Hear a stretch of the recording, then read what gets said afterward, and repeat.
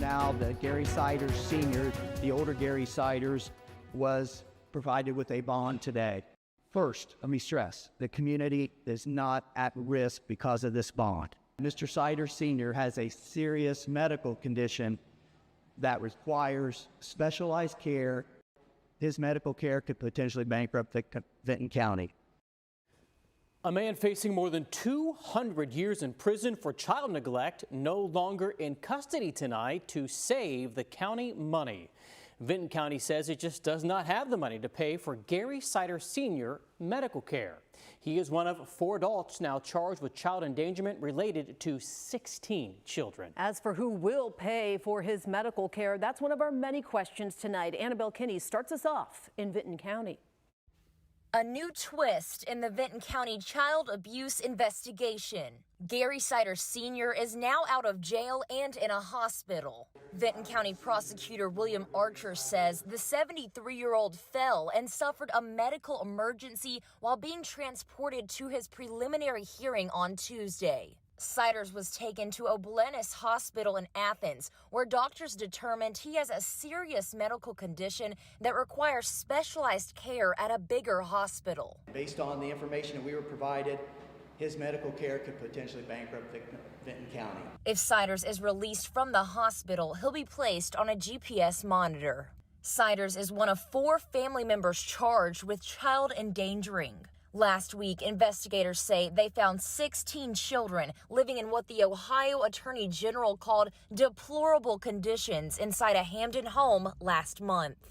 In court filings today, Gary Siders Sr.'s attorney asked for a competency hearing, and they are considering a not guilty by reason of insanity defense. Here's what the prosecutor said about Siders' mental state. There's certainly been some issues about his ability to go forward on the prosecution. His attorney, Dorian Baum, says due to privacy reasons, that hospital will not be released. Records show Baum also filed a motion to have Siders Sr. assessed due to confusion about the case, the legal process, and him unable to describe basic facts about himself. A bond modification filed by Elizabeth Siders' attorney says the defendant maintains her desire to reunite with her children. ABC6 obtained birth records for all 15 of the 16 children. They confirm Elizabeth and Gary Siders Jr. are the biological parents. We will not be releasing the names of the children. Archer says no officials have spoken with or interviewed any of the 16 children rescued as it pertains to this case. I will tell you that they are all safe and being cared for. We also learned Christina Siders and Gary Siders Sr. were on state benefits at the time of their arrest. They were also paying rent. We have spoken with the owners of the property. They did not want to speak with us. On your side in Vinton County, Annabelle Kinney, ABC6 News. It's also being revealed tonight that Elizabeth Siders lost twin daughters who died shortly after they were born. We confirmed those details today in their death certificates. Those show Bailey Lee and Faith Lee Siders lived only an hour after they were born. They were born extremely premature at 24 weeks back on November 20th, 2022 at Riverside Methodist here in Columbus. They were also conjoined at the chest and died of natural causes. There's still so many facts that investigators are not sharing about this case yet, like how long this abuse occurred and how it all started. Investigators do say members of the Siders family had lived in several different Ohio counties since 2008, and they largely avoided establishing medical and other government records during that time. Yesterday, we told you that Elizabeth Siders was married to Gary Siders Jr. at just 15 years old in West Virginia. It also believes she had all 16 kids in this case.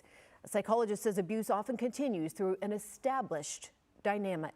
The ways in which this thing gets covered up requires planning, right? It requires a sophistication in being able to avoid what would be positive resources, but also law enforcement. And I think when we think of who has those capabilities, it's usually someone who's been doing it for a long period of time.